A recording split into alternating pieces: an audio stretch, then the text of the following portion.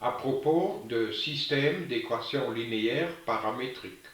Pour résoudre un tel système, la méthode de Cramer est vraiment idéale. Calculons donc d'abord le déterminant de ce système, qui est formé par les deux colonnes. La première colonne est constituée des coefficients de x dans le système, donc c'est m carré et 1. Et la deuxième colonne est constituée des coefficients des y dans ce système. C'est pourquoi j'aime bien appeler cette première colonne la colonne des x et cette deuxième colonne la colonne des y. On calcule ce déterminant au moyen de la boucle m au carré fois m au carré moins 1 fois 1. Ainsi, on obtient comme déterminant m exposant 4 moins 1, expression qu'on souhaite factoriser au maximum. Le premier terme, c'est m au carré, et ce 1 peut être écrit sous forme 1 au carré. Par le troisième produit remarquable, nous obtenons alors que c'est m au carré plus 1 fois m au carré moins 1. Ce premier facteur n'est plus factorisable, mais le deuxième bien.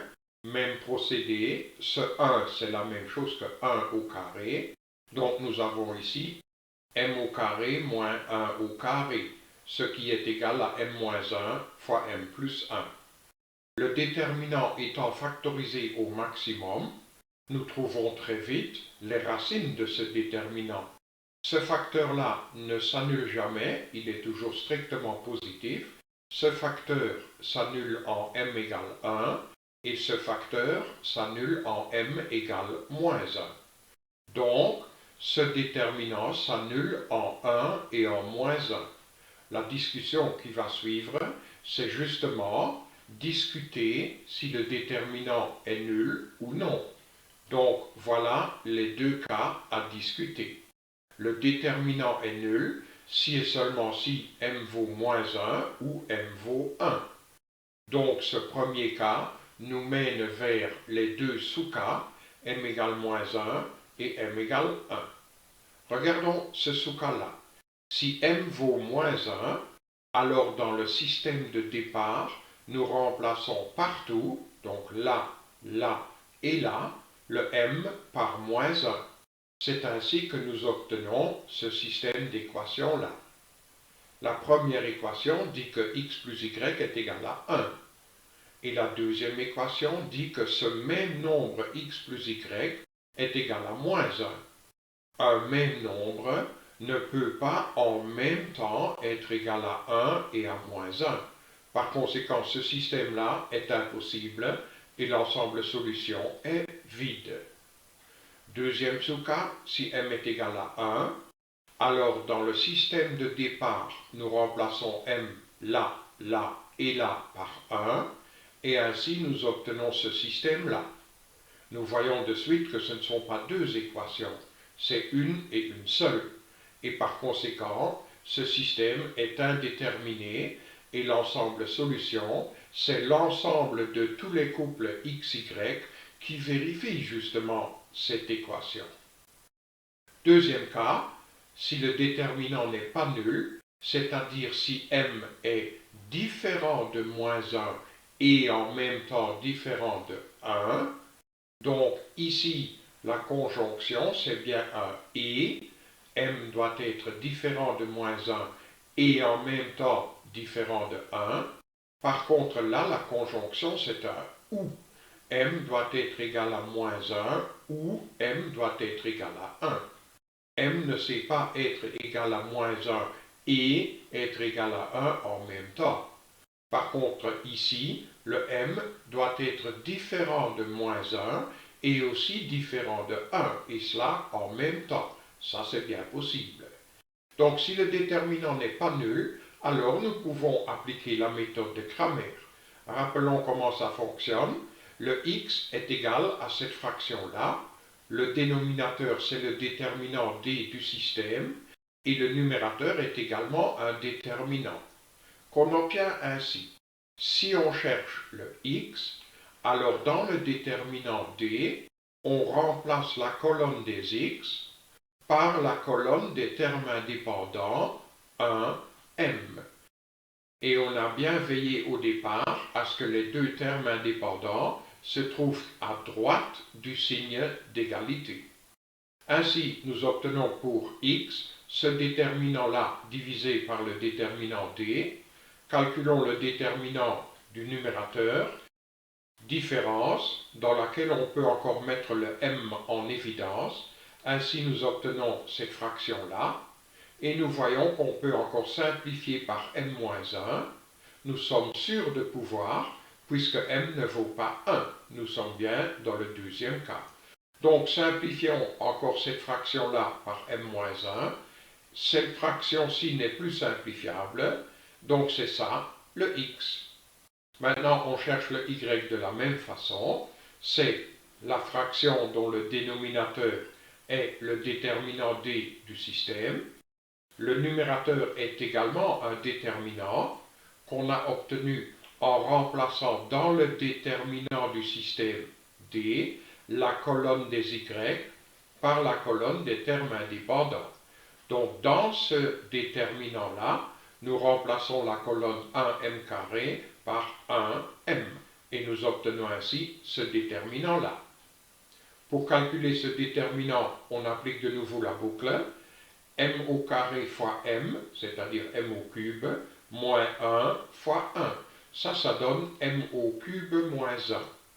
Ce 1 peut être écrit sous forme 1 au cube. Et alors, nous pouvons appliquer le produit remarquable. A au cube moins b au cube, c'est égal à 1 moins b fois a carré plus ab plus b carré. Et ainsi, nous obtenons ce numérateur-là. Ici, nous voyons qu'on peut simplifier par m-1. Encore une fois, nous sommes sûrs de pouvoir simplifier, puisque m ne vaut pas 1, puisque nous nous trouvons dans le deuxième cas. Donc là, on peut simplifier. Voilà, c'est fait. Regardons encore le numérateur. C'est un trinôme du deuxième degré. Pour voir si on peut le factoriser, calculons le discriminant delta, c'est-à-dire b carré moins 4ac. 1 au carré moins 4 fois 1 fois 1, ça donne un nombre strictement négatif, et par conséquent, nous ne pouvons plus factoriser ce trinôme-là.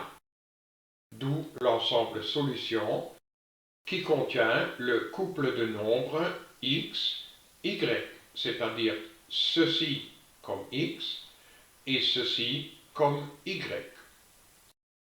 Voilà, la discussion de ce système paramétrique est terminée.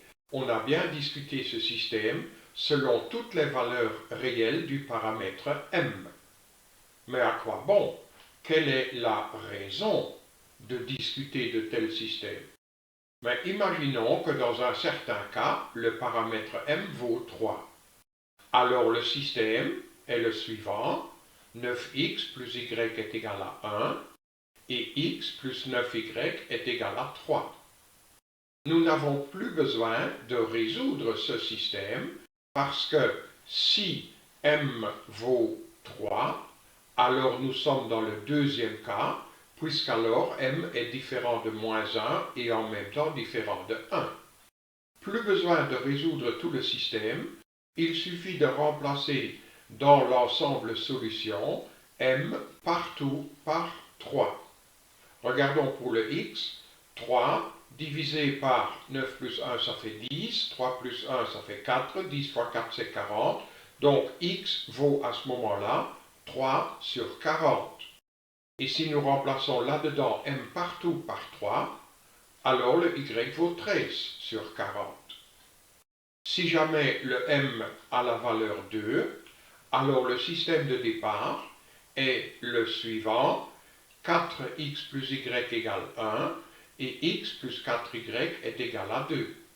Pas besoin de résoudre ce système.